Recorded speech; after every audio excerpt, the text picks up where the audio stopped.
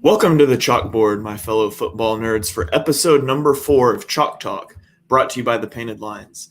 I'm your host, Shane Half, and you can follow me on Twitter at @halfandhalf_TPL. I'm joined tonight, as always, by the best co-host in the game. You've seen him on the Tough Cover Pod. It is Mark Henry Jr. You can follow him on Twitter at @MarkHenryJr_. Mark, how you doing tonight? I'm doing well. Football is creeping up. I feel like I say this every single week, but we are getting so close to real football. So I'm happy to be here to talk some Eagles, talk some NFC East. Absolutely. It was a little therapeutic getting to watch the Eagles in action, even if it wasn't for very long last week. And so we're going to talk about it. We've got a great show lined up for you guys. We're going to talk takeaways from preseason week 1. And then the main course. Tonight we are drafting an all NFC East team against one another. And we're going to put it out on Twitter for you guys to decide who drafted the better team. But before we get into that, this podcast is live on Apple Podcasts, so please follow, rate, and review. Smash that subscribe button on YouTube so you make sure you don't miss any of our episodes. And so, Mark, let's dive right into it. The Eagles open up the preseason last Thursday with a Week 1 loss to the Steelers. Let's just talk through that game. What are some of your main takeaways from preseason Week 1? Seemed like Nick Sirianni wanted to see them throw the ball. They wanted to see them air it out. I don't know if that's just trying to work on pass concepts, trying to work on those plays and get things down. But did not seem like he had very much interest in running the ball in that preseason game. But I think you have to be encouraged by some of the throws you saw from Jalen Hurts, primarily that one out to Dallas Goddard. And even that deep ball to Quez Watkins that they missed on by, a half step or whatever that was. You have to look at those throws and be optimistic and encouraged by those throws. And then obviously Joe Flacco looked like the elite quarterback we used to argue about 10 years ago as the backup. So who knows? I thought Joe Flacco, I thought he was absolutely cooked. I thought that was a terrible signing. I'm sure it still is. I'm sure if he had to come in a real life situation as a backup or whatever, if Jalen Hurts were to go down, I would not have very much confidence in Joe Flacco. But I was surprised at how just clean the offense looked and how, using that screen. There was a screen that went for a touchdown. It feels like screens have not been successful for the Philadelphia Eagles on a consistent basis for a long time. So those are my biggest takeaways, just mainly looking at the offensive side of the ball. Yeah, I mean, if you didn't watch the game, if you just pull up the stats, you'd be concerned because Hurts is 3 of 7 passing.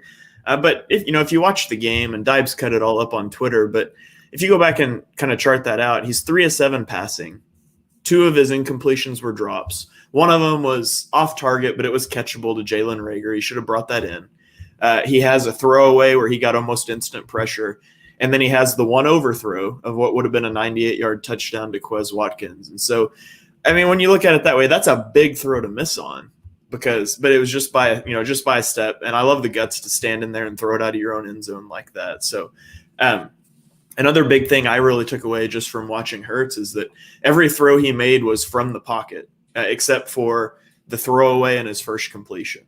And so, I like to see that. I need to see him standing in the pocket, making plays within structure. And we talked last week about the fallacy that is the preseason and taking too much away from it. But, it was an encouraging showing from him.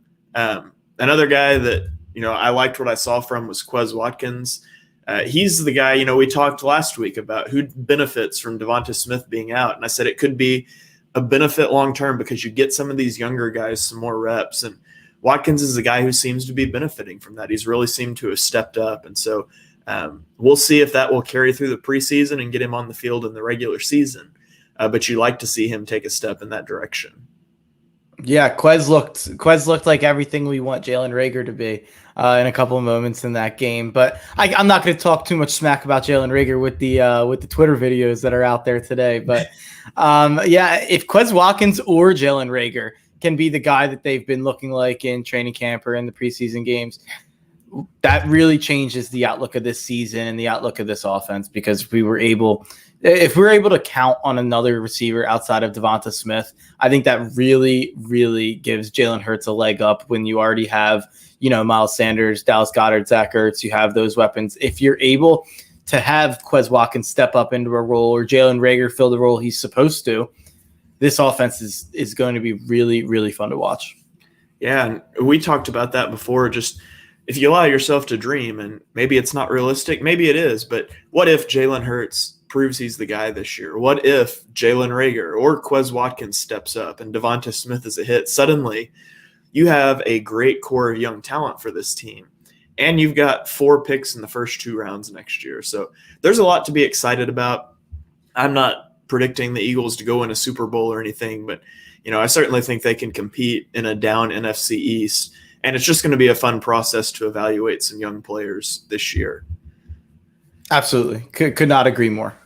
So if you are watching us live here on YouTube, Facebook, or Twitter, you can drop a comment down below. Let us know what you guys are thinking. We'll throw those up on the screen and interact with you guys a little bit as we go along. If you're listening on Apple Podcasts, obviously we can't do that, but drop us a rating. You can ask us questions in there even, and we'll get to them. One other guy that I wanted to point out that just a good sign from preseason week 1, and this is one I do think you can take more from, is Jake Elliott. Jake Elliott was dreadful last year. In fact, in the preseason, in week 1 of the preseason, he hit more field goals from 47 plus yards than he did all of last season. He was 3 of 3 against the Steelers. He was 2 of 5 all of last season. And so, part of the low attempts is Doug Peterson's penchant to go for it, which I'm certainly a fan of that aggression. But to see Jake Elliott get his confidence back, be the kicker that he was prior to last year, it'd be huge for the Eagles if they could rely on him. Because I don't know about you, but last year when he would go up, even to kick extra points, I would hold my breath. So if Elliott can become somewhat of an automatic kicker again, it would go a long way towards helping this team out. For sure. This could be a whole podcast discussion, this next question I'm about to ask you. But where does Jake Elliott rank among inexplicably bad decisions by Howie in terms of the Jake Elliott contract? It feels like that contract feels like it's got to be up there in terms of just unexplainable. Yeah, especially because, he was signed off of practice squad as a rookie, so he would have come in as a restricted free agent, I believe. There was no reason to guarantee him the money that they did. It really is. It's you remember what happens in the big moments. What do people remember about Donovan McNabb? They remember him puking in the Super Bowl. What do people remember about Jake Elliott? They remember the 61-yarder against the Giants to win the game. They remember him hitting the field goal to go up 8 in the Super Bowl. And not to say he was bad in 2017, he wasn't, but he was not deserving of the guaranteed money that they gave him. And so if he can get back to that, if he can just be consistent, the Eagles are stuck with him. And so if he can just be a consistent kicker, then it's really no harm, no foul. But it wasn't, like you said, it's pretty high on that list of inexplicable decisions by Howie. Yeah, that's always been the one. That and Javon Hargrave are the two that, and Javon Hargrave, I'm sure we'll talk more about him as the preseason and season goes along. At least you have hope that he's a starting NFL player. It's a little different than a kicker. Like they say, you shouldn't pay running backs. Kickers. I don't know where they fall into that. So, yeah. I hopefully he's automatic. Hargrave, I get it. They build through the trenches. I think Hargrave is a good player. I think he's a player who should thrive in Philadelphia. To me, my issue with the Hargrave signing last year was not the player. It was just all the other positions of need that we issued to double down on the defensive line again, which seems to be a continuing theme. You look at what we did in the draft this year, the amount of defensive line that we drafted without addressing corner until the 4th round. And I'm all for building through the trenches, but it just gets frustrating to watch a trash pile in the secondary every week in and week out, and it not be addressed. And so I like Hargrave. I think he's gonna have a good year this year. But yeah, that was my main frustration last year, with that being the marquee signing that we focused on. Yeah, I can't say it any better. I just don't know how anyone could have watched the 2019 Eagles and they're like, you know what this team's missing? A D tackle. Like that. That's just hard for me to understand. Yeah. All right. Well, let's get into it. So our main topic for today is we are going to snake draft an all NFC East team. And so the way this is going to work, obviously one of us will take pick 1 and then 2, 3, you guys know how a snake draft works. And so we're going to be drafting a starting 11 on offense and on defense. We will be selecting a quarterback, running back, 2 receivers, a tight end, 5 offensive linemen, and then there's a flex player. So you can go tight end, you can go a 3rd receiver, a 2nd running back, however you want to build that out. On defense, we'll select 2 edges, 2 interior defensive line, 2 linebackers, 2 safeties, 2 corners, and 1 flex player. Again, can be a linebacker, safety, corner, however you want to build that out. So for the purposes of this exercise, we are drafting considering there's no injuries. Injuries are turned off. We don't have to worry about Brandon Brooks getting hurt week 1. We don't have to worry about that. We're putting the best team on the field that we can. But we do have to take into account, like, hey, Brandon Brooks is coming off a major injury. How's that going to affect him? So that's kind of the give and take there. So injury prone doesn't matter, but effect from injuries does. And I'll share this here. We'll keep it up here on the screen as we go. And we're going to throw this up on Twitter later and let you guys vote on who drafted the best team. And so, Mark, I'll ask you, do you want the first pick or do you want picks 2 and 3? That's a good question. I'll take picks 2 and 3. Okay. I was afraid you were going to do that to me. Because I really wanted picks 2 and 3. I didn't want to have to go number 1. So as I looked at building this out, I realized that the NFC East has some absolutely killer offensive and defensive lines. And the NFC East as a whole has absolutely nothing on defense outside of the defensive line. And so it's going to be interesting. These are going to be some high-scoring affairs if we were to throw these teams out here and play them against each other. And so I am going to take my first pick, and I'm going to take Lane Johnson to be one of my offensive tackles. So Lane Johnson, he's dealt with the ankle sprains off and on. He's been banged up over the last couple of years, but if I can turn those injuries off, I know Lane Johnson is not going to suffer an ankle injury. I think he is a top offensive tackle in the league, whether that be right or left tackle.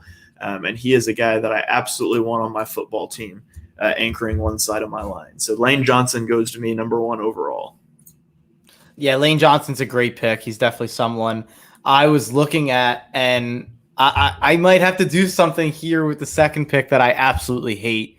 I can't. I don't know if I can leave him on the board for you. So I'm gonna go with Dak Prescott, which I absolutely hate to do because he's clearly not the best player in the division or the second best player in the division. But I do think that the drop off from him to probably Jalen Hurts as the number 2 best quarterback in the division is pretty steep, and obviously quarterback is the most important position. So I'm going to go with Dak, even though I have some concerns about Dak this year in terms of, is he going to run with the same frequency or at the same production level that he has in the past? Is he going to, and what's up with his shoulder? Is that a legitimate injury to be concerned about going forward?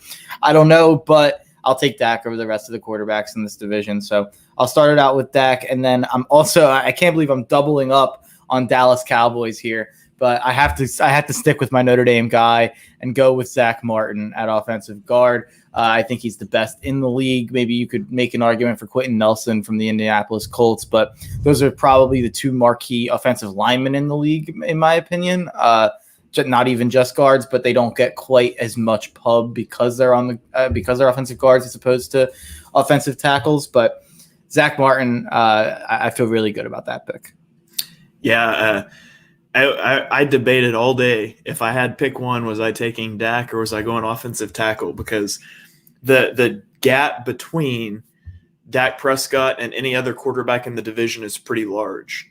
Now, maybe Jalen Hurts has some upside that, that's obviously eventually down the road, that's going to be the quarterback that I'll take, because this podcast has well-established feelings about Ryan Fitzpatrick and Daniel Jones. But maybe he's got some upside there. Ultimately, what I wanted to do was secure one side of my line, and I'm going to go to the other side here, and I'm going to go ahead and take Tyron Smith. I think there's 2 elite tackles in the NFC East in Tyron Smith and Lane Johnson. And with the pass rushers that we have in the East, I want to lock that down. And, I'm high on Jordan Mailata, but he hasn't proven it yet. And, beyond him, I'm not sure where we go for another offensive tackle. So I'm swiping the offensive tackles from you. I'm going to lock that down. And then with my next pick, I'm going to do something that's going to sound a little crazy because this is far from one of the best players. But I feel like the drop-off between here and the next player at the position is pretty huge. And so I'm going to go to Washington, and I'm going to select Cameron Curl to be one of my safeties. Curl is his 7th round pick from a few years ago. He had a really good year last year, and safety in the NFC East is just so bad. I don't know where you go for safety. I kind of tried to break guys down into like elite, good, and just meh. And I didn't have him in elite, but he was the only safety in the division that I didn't have in the meh category. And so I want to take him, again, not because I think he's the best player on the board, but I think there's just such a drop-off here. And so I want to make sure I get that premier talent-ish for my safety back end. Yeah, safety is brutal in this division. The secondary in general is not very easy to pick from, in my opinion. But I think you actually put that in my column on the safety tab there. But you're right, so that's okay. So I'm up for 2 here. So I went double Dallas last round. I think I might be switching it up this time. You can go to interior D line, and I'm bringing Fletcher Cox home. I do think that there is a pretty big gap between him and the next best defensive tackle, who is a really good player. And there's probably 3 legitimately really, really good defensive tackles, but I'll happily take the best one here. And then to go to another position, sticking with the Eagles and going to a position where I don't know who the second best at this position is in the NFC East, I'll go with Jason Kelce at center to shore up that spot, bring in a Philly legend, bring in one of the best centers in the last decade.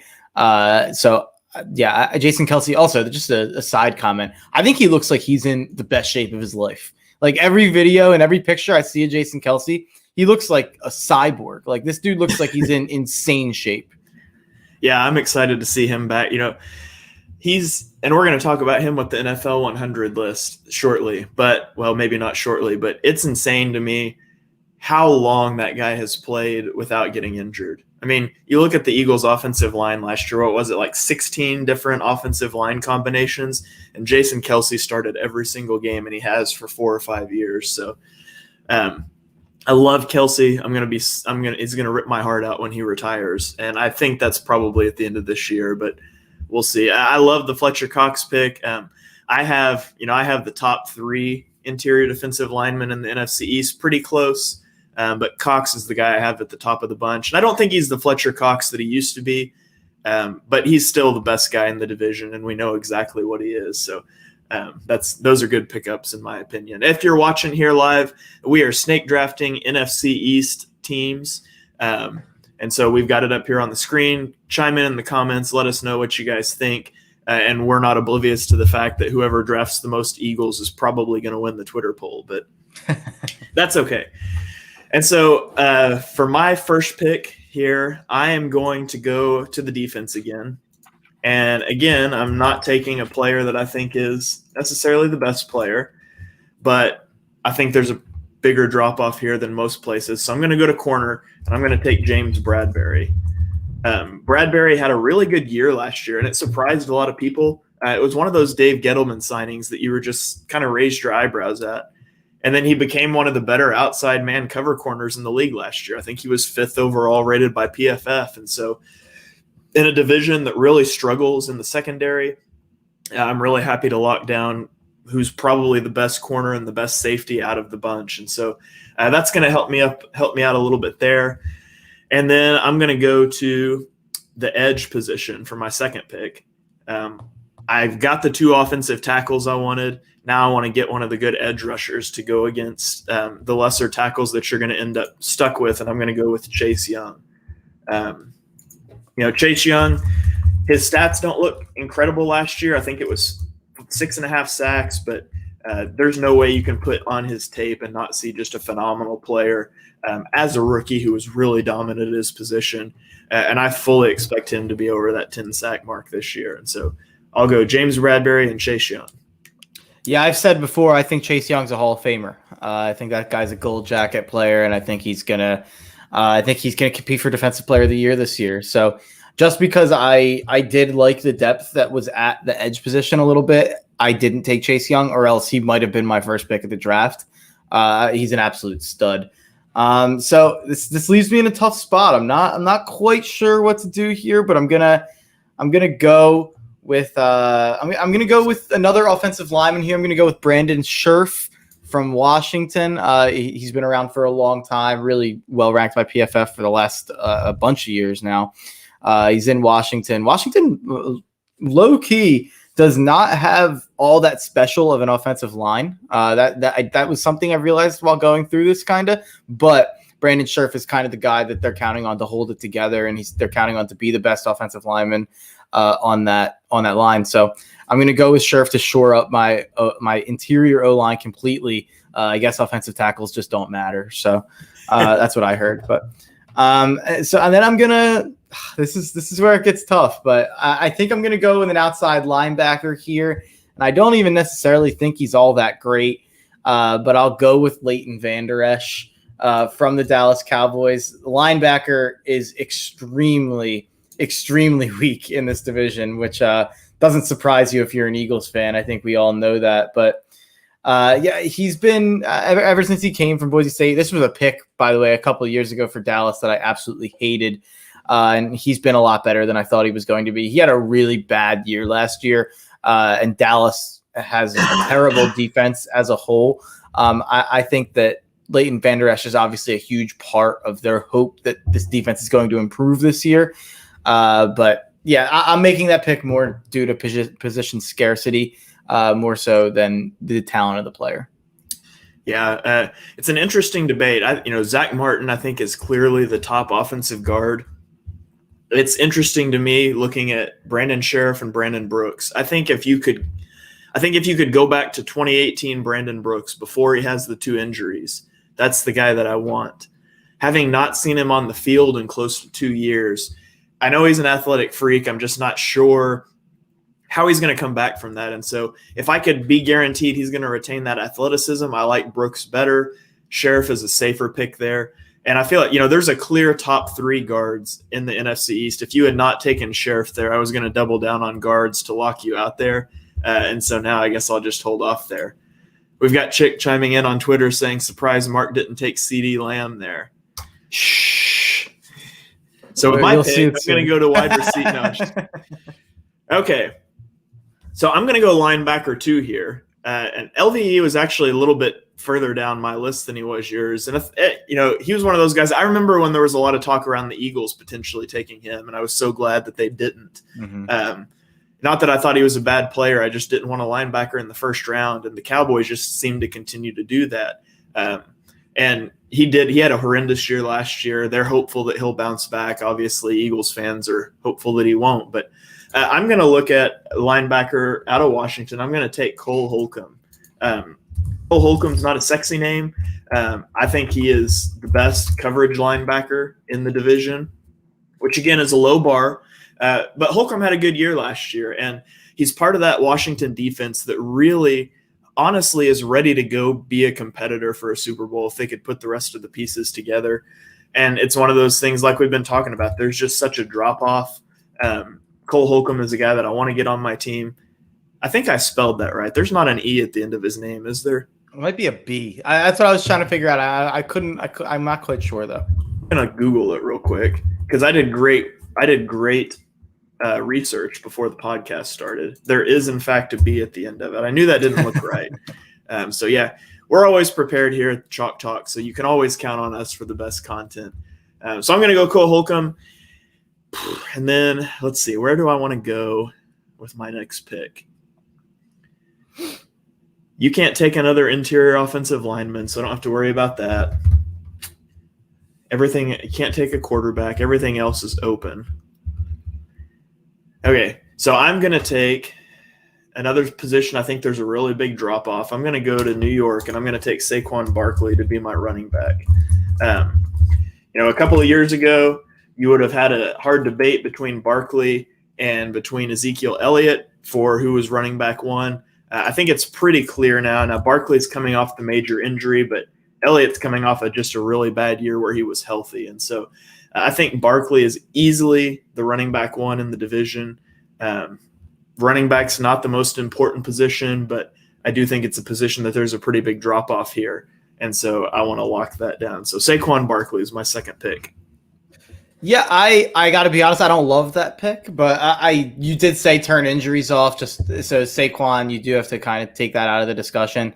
I don't think there's as big of a drop off as you. I'm still pretty bullish on Zeke. I think he's going to have a pretty big year this year.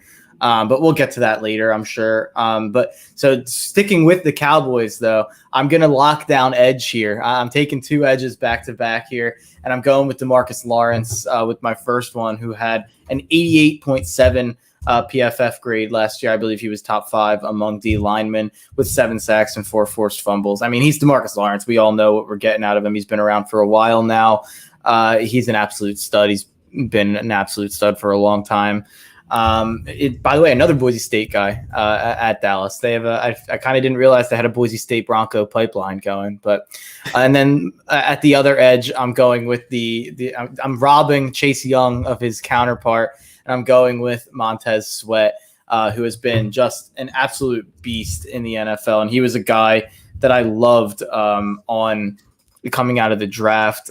He's going to be good for a long time, and now the fact that you have him right there next to Chase Young, he's even more dangerous. And he had 9 sacks. He had an 80 PFF grade last year. So Washington, anytime you're hearing Washington football team mentioned as a division favorite or mentioned as a team that can win the division, and you're the first thought in your head out there is about Ryan Fitzpatrick, the first thought in your head should be about Chase Young and Montez Sweat and another D lineman that we're going to get to in a little bit, I'm sure. So the Washington football team's D line is really just otherworldly.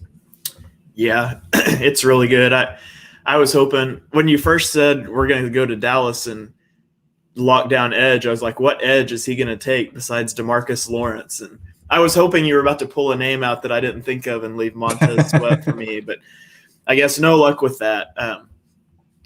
So now I'm looking at the board here, so I don't have to worry about taking another edge yet. You're locked out there, I guess, unless you decide to run a 5-2 and use your flex position for another edge. But I'm going to go to the interior defensive line here, and I'm going to go ahead and double dip and get mine locked down. So I'm going to go first off the board. I'm going to take Jonathan Allen. Big. He's had a phenomenal season in Washington. I'm not saying he's better than Fletcher Cox. I don't believe that, but I think the gap is not as big as a lot of Eagles fans would want to think. Allen's a player on the way up, and Cox is a guy on the way down, and that's just the life cycle in the NFL. And so I'd obviously rather have Fletcher Cox here, but I'm really happy with Jonathan Allen. And then I'm going to grab Leonard Williams to play right beside him. And Leonard Williams is a little interesting because you can make an argument that he's an edge. You know, the Giants run the 3-4. He played some defensive end for them, but he took the majority of his snaps at defensive tackle last year. He was a guy that I would have said we could allow at either spot, but I'm going to take him and stick him at interior defensive line. Yeah, he's definitely a tweener guy. Can bounce inside and outside, kind of like Dexter Lawrence on New York as well, is kind of the same way. It's actually not the interior D lineman that I had in mind, so I'm happy about that. But I'm having trouble here trying to decide. Wait, you made 2 picks right there? Yeah, I went double interior defensive line. Yeah. That's why I got confused. So I'm struggling at what to do here. I'm taking a pass catcher, at least one here, and I think I'm going to surprise some people. This isn't even a guy that I'm crazy high on, but I was doing a lot of. No, it's not that guy. I was doing a lot of research into fantasy tight ends today. And Dallas Goddard and Logan Thomas, I thought it was an interesting comparison, so I brought it up to Shane earlier today. Because Logan Thomas got that 3-year, $24 million contract a couple weeks ago, Dallas Goddard's due up for a contract after this season. So I was curious where that contract would fall in line. And if you look at the numbers, Logan Thomas had this big, huge breakout season that everyone freaked out about. I mean, I understand that he did not have great quarterback play. So that definitely made it even harder for him to break out in the way that he did. But he had his first good breakout year, and he was 72 catches, 670 yards, and 6 touchdowns. You look at Goddard in the 9 games that he played, he was 42 catches, 479 yards, and 3 touchdowns in 9 games that he played and finished. So on pace for a better season than Logan Thomas would have had with the worst QB play in the league, with Zach Ertz on the other side. So I don't see why Dallas Goddard isn't the best tight end in this division. So I'll go with Dallas Goddard. I actually, someone challenged me last night on a radio hit that I did, and they were asking, why do people still think Dallas Goddard's good? And I don't really understand that, because I'm pretty optimistic about the season for Goddard, even with Zach Ertz still around. You just look at those numbers from last year. He was on pace for, you have to look at it, but he was on pace for close to probably like an 80, like 750 and 6 touchdowns type season. And that's close to a top 5 tight end season if you prorate that. So I think Dallas Goddard has kind of gotten underrated a little bit. So I'm going to go with Dallas Goddard. And then I don't know. I'm going back and forth here. But at safety, I'm going to go with Logan Ryan from the New York Giants. Not that I think he's some fantastic player, but it's kind of similar to your Cameron Curl pick. Safety is so weak in this division. It actually made me feel better about the Eagles a little bit, because we might have like one of the safest safeties tiers there too. My buddy Dan Johnson arguing for Dallas Goddard, and he's a great blocker too, something that obviously Zach Ertz doesn't bring to the offense. So that's a great point by Dan that I should have brought up. Dallas Goddard does obviously bring that to your offense, so he doesn't just affect it in one way. But Logan Ryan, not a crazy PFF grade last year, 64.1, but he's been a starter for a pretty good amount of time now in the league. So I feel pretty safe taking Logan Ryan here. Yeah, I agree with you. I think Dallas Goddard is the best tight end in the division. You look at Zach Ertz and what he did for Philadelphia for years, and everything that Ertz is, Goddard is, but better. Goddard, for years, Ertz is the guy. No yak Zach. He's not going to get you yards after the catch, but he's a reliable hands over the middle. Well, Dallas Goddard's drop rate was half of Zach Ertz's last year, and so he's got better hands. He's actually a threat with the ball in his hands. And he's a top level blocker, which is interesting, because if you remember back to his draft, like the biggest question mark on him is, can he block? He's never been asked to do that before. Well, that was the draft cycle where I learned just because someone wasn't asked to do something in college doesn't mean that they can't. And so we didn't see it on tape before, but he's a phenomenal blocker.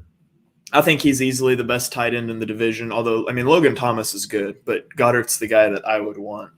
But I'm going to be stuck with Thomas here in a minute. So, yeah, I don't even think it's necessarily stuck with him either, because I made it sound like I was negative on him because that was his first year. But you can look at that as a positive too. That was his first year where he was really the tight end in a system. So, Darren Waller wasn't the guy he is now when he first started playing tight end. So maybe Logan Thomas is just one of these unicorns. In a couple of years, we're going to look up and he's going to be that Travis Kelce, Darren Waller, George Kittle tier of pass catchers. But I think it's more likely that Logan Thomas is probably what he was last year, which is a step below what Dallas Goddard was on a per game basis. So yeah, I think that they're pretty close. I think that their contracts will probably be a little bit similar.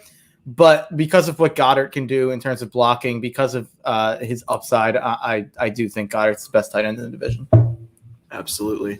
So if you guys are watching out here, you can drop us a comment. We'll throw them up here and interact with you guys. Let us know what you think about how these teams are coming together. So through 10 of our 22 rounds, Mark has evenly split his picks between offense and defense with 5 apiece. I have taken 6 defensive players and only 3 offensive players, so I've made one less selection. But I'm about to double dip on the defensive side of the ball, and so we're going to continue to stack that up. I knew coming into this, the offense is just so much deeper, and so I wanted to lock down the little talent on defense than I could. So I'm going to double dip at corner here. I'm going to take William Jackson III. Mm-hmm. And then my flex player is going to be Darius Slay. So we've talked about Slay before. I don't think Slay is a top corner in the NFL by any means. But if you can get that guy as your CB2 or your CB3 in a team draft made up of only NFC East corners, I'm pretty happy about that. So, the NFC East has a lot of good receivers, not a lot of good cornerbacks. So I don't know what kind of game plan Mark's going to put together to cover my receivers, but I do want to see it. I did. Yeah, I have a plan, but it's not very good. It's not a perfect plan, but I actually am happy that you left someone there for me on the defensive side there, and it's not at corner. I'm going back over to linebacker, and I'm taking Blake Martinez from the New York Giants, 76 PFF grade, by far the best among middle linebackers in this division. 108 tackles last year. I mean, this is a guy that's all over the field. He's stopping the run.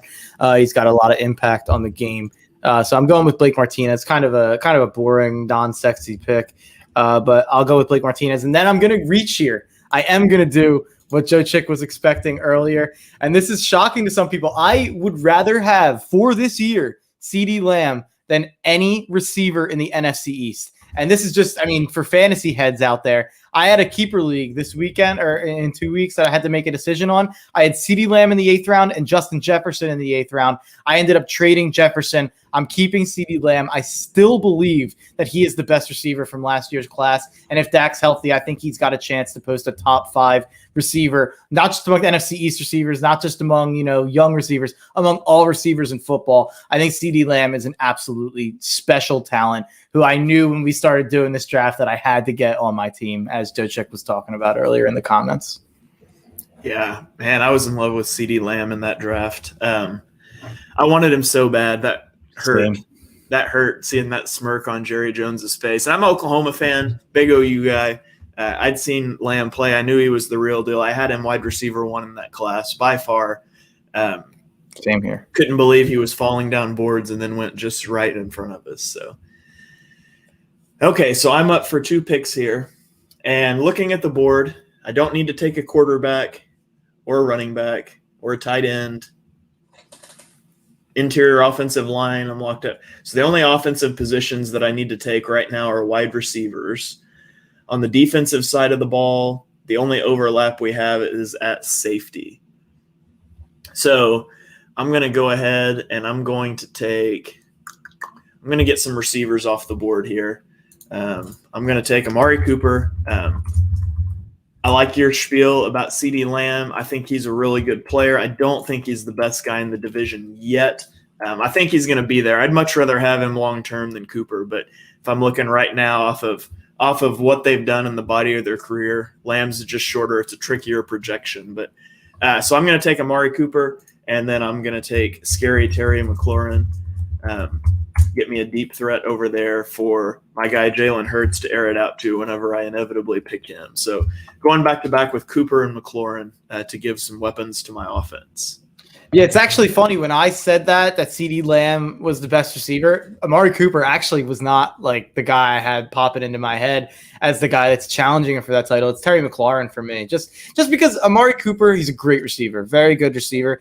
I don't think he's a top 10 guy. I don't really even know if he's a top 15 guy. So I think that Lamb and McLaurin both have the opportunity this year to burst into being not just top 15, not just top 10, but maybe even top 5 type guys. So I'm kind of projecting a little bit of an upswing for either of them there. I really think Lamb and McLaurin are going to be the class of this division and going to be terrorizing. Wow, that's a good point from Dan Johnson. Maybe we can add that to the end or something. That's a good question. I don't see it on your sheet, but how would you draft head coaches from this division? Pretty rough, unproven group. We'll circle back to that in a minute. So we'll come back to that at the end and talk about the coaches because that's interesting. That's really interesting, actually. I like that a lot. But so yeah, what do I have to draft here that you haven't drafted yet? I guess I'll go with a safety. Since you haven't drafted one yet, I'll go with. Actually, I might not go with a safety. That's what I thought about it. I was like, I'm going to take a safety and lock him out, and I was like, you know what? They're all terrible. I don't care. He can have his pick. Oh, I do not like this guy that I'm about to take. Oh man, oh my God. Wait, I'm like legitimately. I know that there's no one else I can go for because I've looked at this multiple times now. But I'll go with Landon Collins. Ugh. Ugh. I guess there's going to be picks like that at some point where we go, ugh, because there's not enough talent in the NFC East, but 60 PFF grade, not much to get excited about. I legitimately, it was between him or, Anthony Harris, like who we don't who we don't know. I don't know. It could be Anthony Harris. You could probably talk me into that being the better pick there. But I guess I'll go back to receiver here, and I'll shock the world again. I don't mind. I'll go with Devonta Smith, even though he hasn't played a game. I don't care. This guy is going to be a productive wide receiver, and he's going to be so right away, in my opinion. So I think that he's going to be at least one of the 5 most productive receivers just due to target share and just due to how big of a role he's going to play in this offense. Maybe it's less so if, the guys we talked about earlier, like Rager and Quez, break out. Maybe there's less of an onus on him than I'm expecting. But I really think he's going to be special, and I think he's going to be special faster than people think. I know people are complaining right now because he didn't get Justin Fields, including my buddy Shane over there, because Fields looks so good, because some of the quarterbacks look so good. But I think people are tending to forget a little bit just how special Devonta Smith is and how fun it's going to be to have him out there when he's healthy and going. Those are the type of homer picks that win you drafts like this. I'm just saying. But yeah, I mean, by Matt Nagy saying that he doesn't know who the week 1 starter is going to be, and he wants to get some more looks at Andy Dalton. Like, man, if you name Andy Dalton the week 1 starter, you should be fired before you get out of the locker room. 100%. He says, I want to see more of Andy Dalton. Andy Dalton only ran 6 plays. You know why Andy Dalton only ran 6 plays? Because he got 2 series, and they both went 3 and out. But I'll get off my Justin Fields soapbox. I just want to tell you in advance. I told you so. No, I am a Justin Fields guy, by the way. So I know. Yeah, I don't want to make it sound like I'm not. I like him a lot. I think he's going to be really good. But we've done the whole Fields thing before. I was just mainly making a joke. I am wearing the Hurts jersey. That's hell yeah, let's go. I have the number 1. So all right, so you took Landon Collins. That was just your first pick, right? You got one more. Yeah, there? I took. You took. Yeah, that's right. Devonta Smith, homer pick, Landon Collins. It's not a homer pick though. You know how much love I've been in with Devonta Smith since the first time we ever talked. I do. Okay, so our only overlaps now. We have our offensive flex position, and I think that's it. I knew it would end up like this, by the way. Yeah, I'm not seeing anything else unless like you did something crazy like draft a linebacker to be your flex on defense, which I'm pretty sure you're not going to do. No. But I'll just go ahead and close those out here, and then we can just go fill in the picks so we don't have to keep going back and forth. So I'll take my offensive flex here. I'm going to take this one is tough for me between 2 guys, both of which I still had above Devonta Smith in terms of just ranking him right now, because I was determined I was going to stay away from rookies. I'm not taking a rookie in this, and that falls off the rails with my next pick. But so I'm going to go with Kenny Golladay. It was really tough for me between Kenny Golladay and Michael Gallup. They're such close players in my opinion.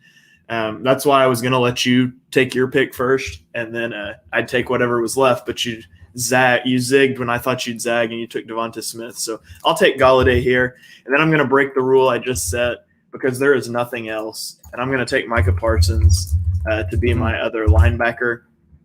Can he play in the league? I don't know. I evaluated him well in the draft, and the alternative is to take Jamin Davis, who's also a rookie. I mean, there's literally no other linebacker that I would take. So I really wanted Blake Martinez. He's a tackle machine. I don't think he's like a top-end talent, but he kind of anchors that defense. So I'll take Micah Parsons here. And that's going to close out any of the overlaps we have. So we'll just run through yours here down the list, and then we can do mine if you want. So who do you want for your running back? Give me Zeke. I'll take Zeke. I think he's still a fantastic blocker. You see how swift he looks on his feet this year. It really looks like he's changed his diet. It looks like he's really the running back he was a few years ago. I really do think there's a chance he has just an absolute huge year. Now, is Antonio Gibson in the discussion? Absolutely. Antonio Gibson's absolutely in that discussion. And that's why I wasn't interested in Saquon, because I was perfectly content with Zeke and with Antonio Gibson. So you want to make your quarterback pick there to put in that sexy name of that Eagles quarterback? Yeah. So yeah, I was torn on where to rate Elliott and Gibson against each other. And I'm not sure if you had taken Saquon, I'm honestly not sure which one I would have taken, because I'm pretty high on Gibson. But so quarterback, I'm going to take Jalen Hurts, QB1 forever. Jalen Hurts. For tight end, you took Dallas Goddard. I'm going to take Logan Thomas. You could make an argument for Zach Ertz, and the homer in me should do that if I want to win this draft. But after the year he had last year, he seems like a player on the downslide, and Logan Thomas had that breakthrough year. So I'll take Thomas. Who are you going to take as your flex on? Before I get to that, I just want to say, because Dan Johnson's in here in the comments, that's my buddy. He's not a draft guy, but I'll give him the credit since we were talking about his guy, Antonio Gibson. He's not a draft guy, but randomly during the draft process last year, he told everyone he could tell, he's like, Antonio Gibson is my guy. He's going to be a stud. He loved him for fantasy, loved him in the NFL draft. And shout out to Dan Johnson, because Antonio Gibson panned out. And he went in the 3rd round, but he was like, most people thought he was a day 3 guy. So what a hit by my buddy there. So Kenny Galladay, that's who I would have taken. And that's the reason I was confident taking Devonta Smith is because you have Kenny Galladay and the guy I'm going to take here in Michael Gallup. So I'm perfectly content having the Dallas Cowboys receiver core just with Devonta Smith instead of Amari Cooper. Hopefully he grows into a role there. So I like that a lot. And then for offensive tackle, the first one I'll go with La'el Collins from the Dallas Cowboys, La'el Collins, I feel like people don't talk about it enough. He was a 1st-round offensive line prospect that the Cowboys got because he was like a suspect in a murder. Like it's not talked about enough that La'el Collins is only a Cowboy because he was suspected of murder on his draft day. It's insane. I think he either went in the 7th round or went undrafted and then signed to Dallas. I can't remember which. He was a UDFA because I remember really wanting the Eagles to take that swing in the 7th round. Yeah.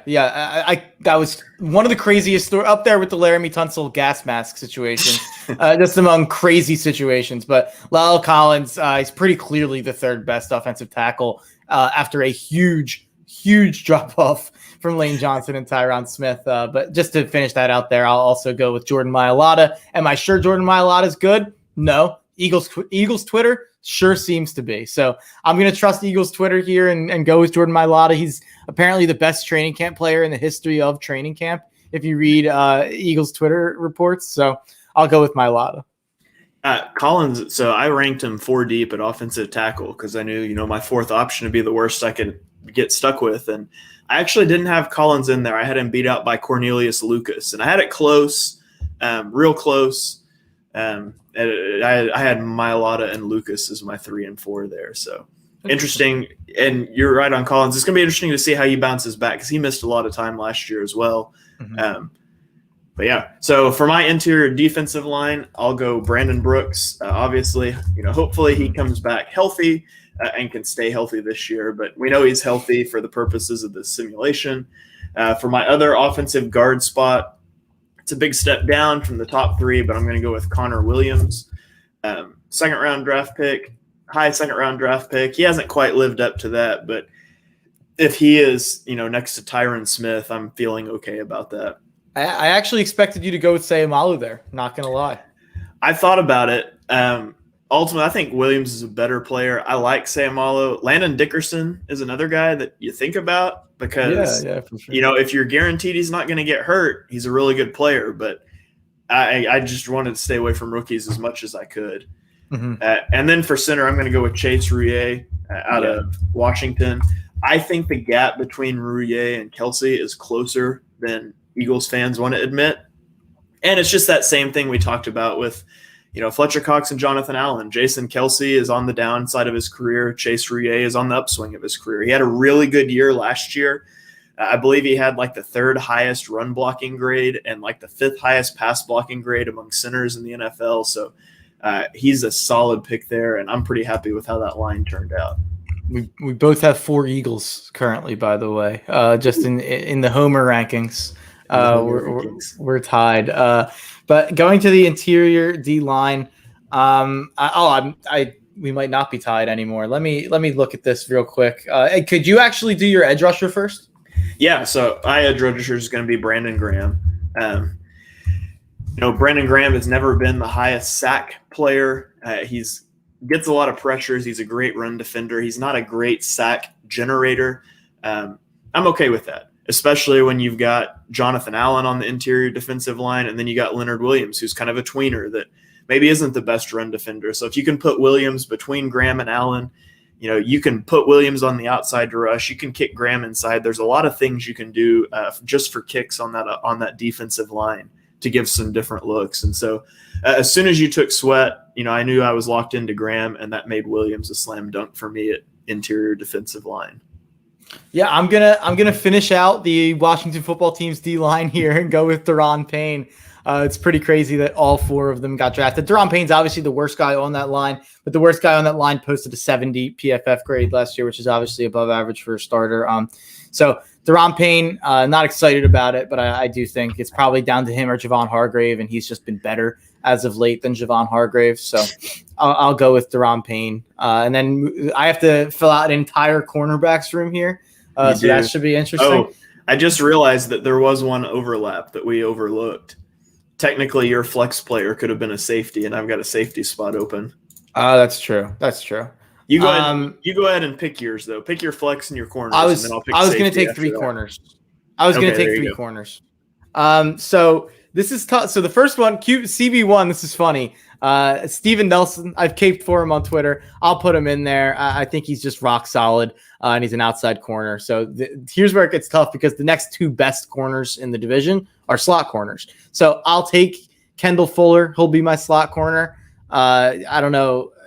I think he's. I don't think he can play. Either way, it doesn't matter. Yeah, that's what I couldn't figure out what I was going to ask for there. And then this is tough because this guy's another slot corner, but I'll put him in there anyway. We'll figure it out, I guess. Avonte Maddox, I'll put him in there just because I don't know who else I'm supposed to pick.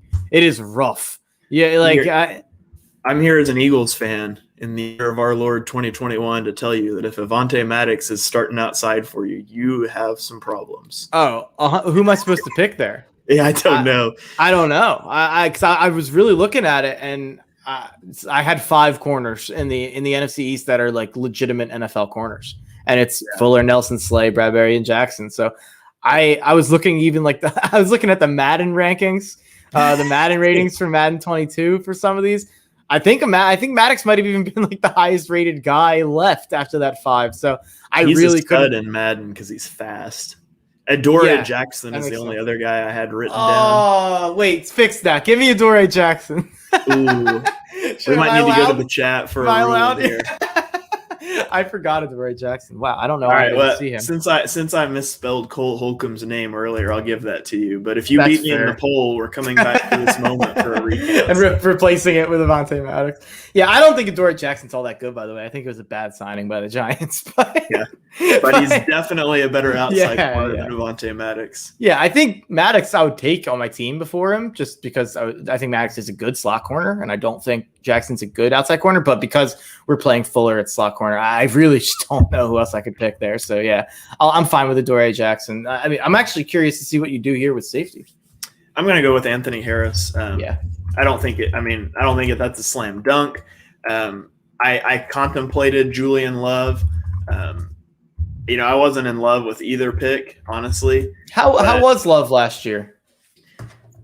He was okay. So Anthony Harris had a 66 PFF grade, which obviously a PFF grade is not everything, but when you're looking at guys you don't watch film on a ton, it's an okay baseline. Julian Love was in the 50s, but I'm going to go with Anthony Harris. It gives me that Eagle Homer edge, I think, and also I had him rated a little ahead of Julian Love. Logan Ryan was obviously the guy that I would have liked to have had there, but you took him a long time ago. So that leaves us with our squads. We have Team Mark. The offense is Dak Prescott, Ezekiel Elliott, CeeDee Lamb, Devonta Smith, Dallas Goddard, Michael Gallup, Lael Collins, Zach Martin, Jason Kelsey, Brandon Sheriff, and Jordan Mailata. My offense is Jalen Hurts, Saquon Barkley, Amari Cooper, Terry McLaurin, Logan Thomas, Kenny Golladay, Lane Johnson, Brandon Brooks, Chase Roullier, Connor Williams, and Tyron Smith. Man, those offensive lines are just stacked. Easy to strength the division. On the defensive side of the ball, Team Mark has Demarcus Lawrence and Montez Sweat rushing off the edge with Fletcher Cox and Daron Payne in the middle. Too bad they're getting locked up by Lane Johnson and Tyron Smith. He has linebackers Leighton Vander Esch and Blake Martinez. His corner room is Steven Nelson, Adora Jackson, and Kendall Fuller, and his safeties are Logan Ryan and Landon Collins. I have Chase Young and Brandon Graham off of the edge with Jonathan Allen and Leonard Williams in the middle. My linebackers are Cole Holcomb and Micah Parsons. And then my cornerback room is James Bradberry, William Jackson III, Darius Slay. And my safeties are Cameron Curl and Anthony Harris. So, Mark, what's your overall takeaway looking at your roster here? What do you think? My takeaway is that I might be Howie Roseman. I don't know. I guess I just ignored corner and built through the trenches. But another realization I had is that I drafted 7 Cowboys. So that probably won't help me in the polls. But way too many Dallas Cowboys on my team, and then a guy named Dallas. So that's my takeaway from that. But I think both teams actually look better than I expected. When we first kind of came up with this idea, I was expecting some like more Adoree Jackson, Landon Collins, Deron Payne type picks where it's like, I guess. But for the most part, I mean, most of these players are really good. Yeah, I came into the draft. My plan is my biggest thing I wanted to do was lock you out of offensive tackles with Johnson and Smith, which was my plan at 2 and 3 until you said to give me pick 1. And so when you said you were going to go with a Dallas Cowboy and you were looking at the offensive line, I was like, no, he's going to take Smith. And that just invalidates my pick of Lane at 1. But yeah, I mean, if Jalen Hurts is a competent NFL quarterback, my offense looks really good. And I mean, I would think your corner room would help him in terms of his competency. So, but yeah, I'd be interested. Now we just need to like create these rosters on Madden and play a game. Oh, that'd be fun. We have to do that sometime. My biggest thing that I was happy with, I guess, is front 6, not front 7, but I was pretty happy with what I was able to do in the front 6. I thought that the Demarcus Lawrence, Montez Sweat pair, when I went back to back there, and then I thought I got Blake Martinez at a pretty good value given the position scarcity. So I don't really love what ended up happening in my secondary, but I'm pretty much happy everywhere else. I guess we'll play high scoring games. We'll deal with it.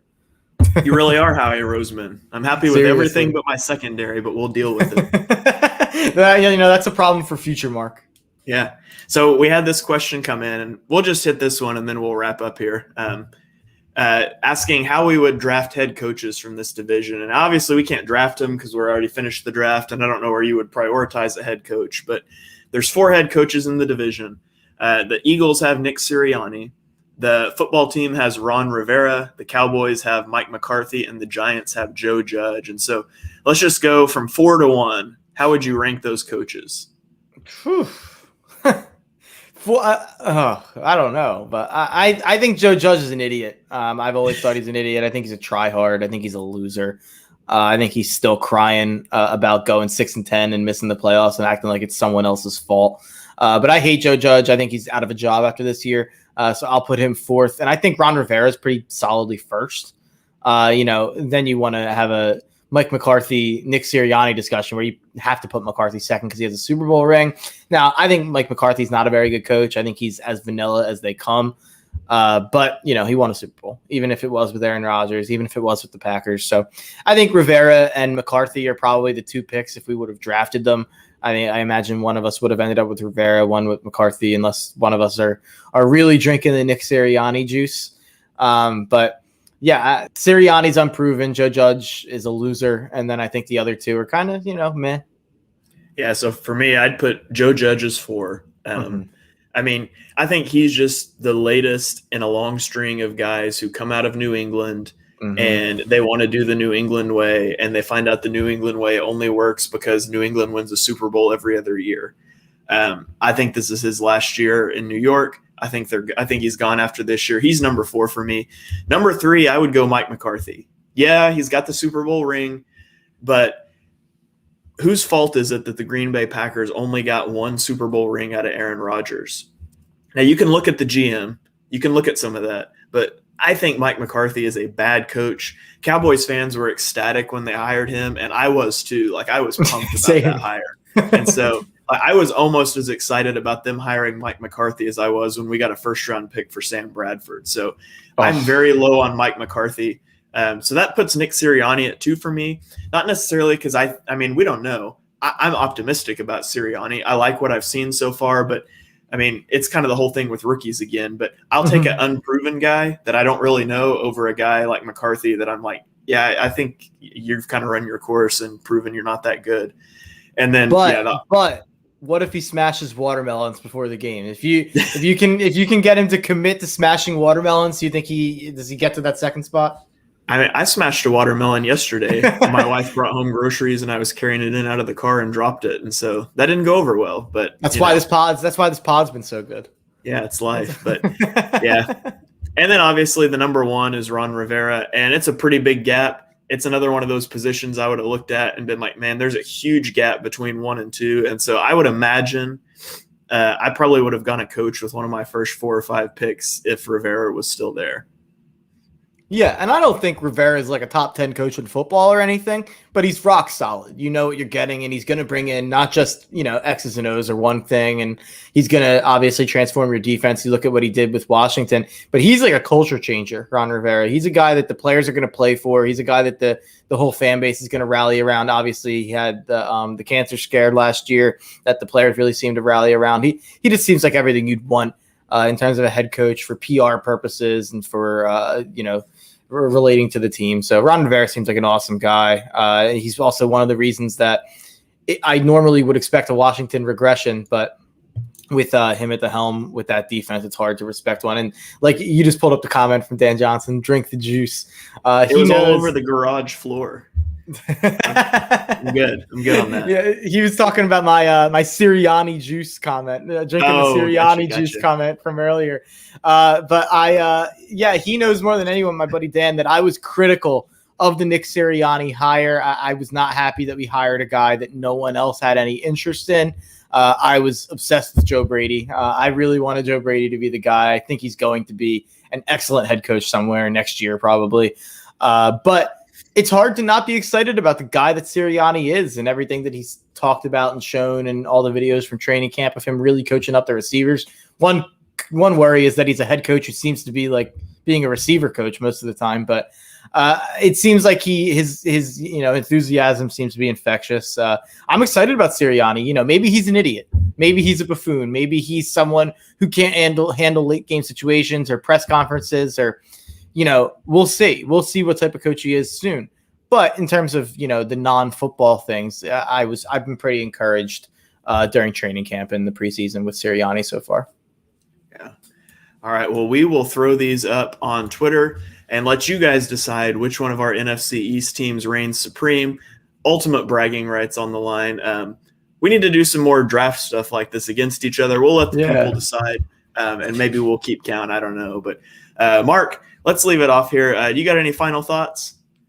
Yeah, man. I thought this was fun. I agree. We're gonna have to find some new draft topics. That's definitely something we have to brainstorm about. But you can follow me at Mark Henry Jr. _ on Twitter. You can follow the Tough Cover Pod at Tough Cover Pod, and we will be doing the first Tough Cover podcast in weeks, maybe even like a month. Tomorrow at 5:00, we're doing a fantasy football wide receivers preview with my buddy John Jansen from Fox PHL The Gambler. So I'm excited about that. Everyone tune in at 5:00. All right. My final thought, Madden 22 drops on Friday. I've been on an early stream on trial with Dibes a couple of days ago. Realized we had some audio issues after the whole thing was done. So I've saved about 4 hours of my stream time. And my kid's first day of school is tomorrow. So we're going to hop on some Madden streams tomorrow and Thursday. So go to the twitch.tv/thepaintedlines and you can follow us there. I'm going to go live and with some Eagles gameplay footage. We'll upload them to YouTube afterwards. So make sure you get in there. Come hang out in the chat. Tell me what you want to see, and we'll have some fun with that. So outside of that, go ahead. And we, I know we talked Hard Knocks last week. We said we were going to review that. Obviously, it's tough because it's literally on right now. So just I didn't think about that when we planned this. But maybe next week we'll do Wednesday or we'll do Monday, and we'll either review the episode that's going on right now as we're talking, or we'll do 2 episodes in one next week. Because I do know that there's been a lot of Hard Knocks talk since it's in the NFC East. Yeah, I totally forgot about that. I'm Me glad you too, brought that up. honestly. Yeah, we'll hit that up next week. So we will get you guys out of here. Thank you again for joining us for episode number 4 of Chalk Talk. If you guys enjoy what you hear here on the show, and we know that you do, be sure to smash that subscribe button so you don't miss the next episode. Drop us a 5-star review on Apple Podcasts. Leave us a comment on YouTube. We go and read those. You can follow me on Twitter at @halfandhalf_TPL. You can follow Mark at @MarkHenryJr_. So for me, from Mark, from the Painted Lines, we'll see you guys next time.